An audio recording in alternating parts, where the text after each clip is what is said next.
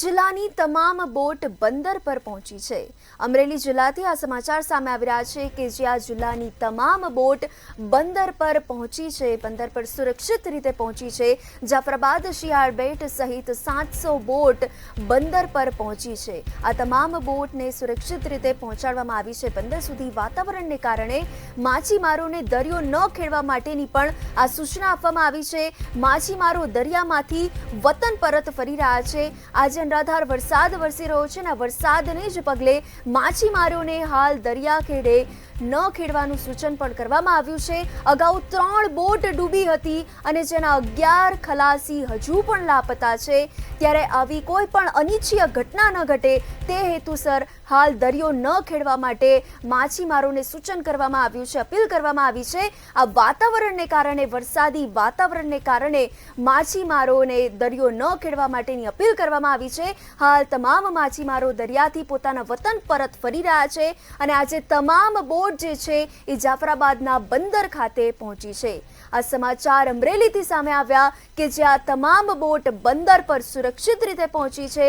આ ખલાસીઓ જેમાં સવાર હતા સુરક્ષિત રીતે તેમને પહોંચાડવામાં આવ્યા છે।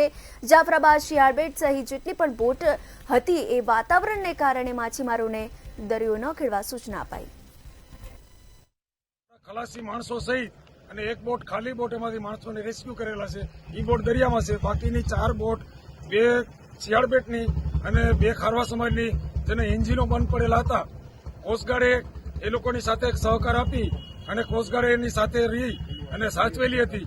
અત્યારે સવારે જાફરાબાદથી ખારવા સમાજની 6 બોટ એને રેસ્ક્યુ કરવા માટે જઈ અને બંદરથી 23-24 નોટિકલ માઇલ સુધી પહોંચી પવનને મોજાને હોવા છતાં પણ જાનની જોખમે જઈ અને આ બોટોને રેસ્ક્યુ કરી બાંધી અને ત્યાં લઈને આવ્યા છે। અને બંને બોટોની અંદર 8 ખલાસી છે, આ તમામ સલામત છે। અને બાકીની 2 બોટો પણ જે બંધ હતી એની અંદર એકમાં 9 ને એકમાં 10 ખલાસી હતા, આ પણ સલામત છે। હવે હાલમાં જાફરાબાદ બંદરની એક પણ માણસોવાળી બોટ એક પણ નથી રહેલી, એક ખાલી બોટ દરિયાની અંદર છે।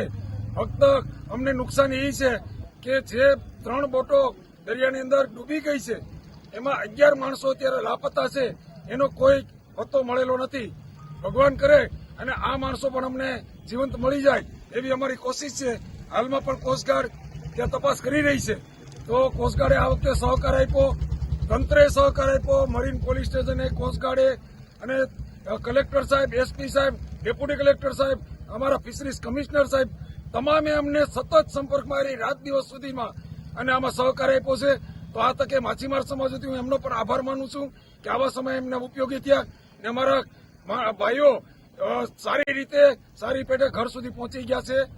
હવે અમારી તકલીફ એક સરકારશ્રીને વિનંતી છે કે આપ જોઈ રહ્યા છો કે આ જેટી ઉપર 10-10, 12-12 બોટોના થપ્પા લાગેલા છે, તો વહેલી તકે અમારી જેટી મંજૂર થાય એવી સરકારશ્રીને વિનંતી છે।